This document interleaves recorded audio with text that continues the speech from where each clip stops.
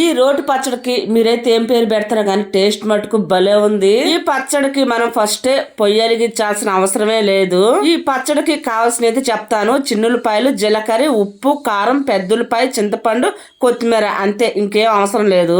First చిన్నులపాయ, జీలకర్ర, ఉప్పు, కారం బాగా రోట్లో దంచుకున్నాక కట్ చేసిన ఉల్లిపాయ ముక్కల్ని కచ్చా పచ్చాగా దంచుకోండి. మెత్తగా నూరుకున్న కూడా అంత టేస్ట్ బాగుండదు.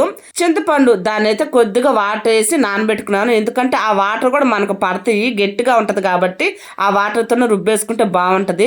ఇంకా లాస్ట్ లో మనం కొత్తిమీర వేసుకొని ఆ కొద్దిగా వాటర్ పోసుకుంటా నూరేసుకోవడమే. నిజంగా టేస్ట్ మటుకు టిఫిన్ లోకి బాగుంది, అటు అన్నంలోకి బాగుంది. నేను రెండిట్లో వేసుకొని చూసాను, భలే ఉంది అసలు, టేస్ట్ సూపర్ ఉంది. దీని మటుకు తాలింపు అయితే వేసాను లాస్ట్ లో. నా దగ్గర కరివేపాకు ఒక్కటే లేదు, కరివేపాకు కూడా ఉంటే భలే ఉండు. కానీ తాలింపు అయితే వేసుకున్నాం కదా, కొంచెం పచ్చివాసన రాకుండా అయితే దాంట్లోనే ఉడకబెట్టుకోండి. టేస్ట్ మటుకు భలే ఉంది, ఒకసారి ట్రై చేయండి.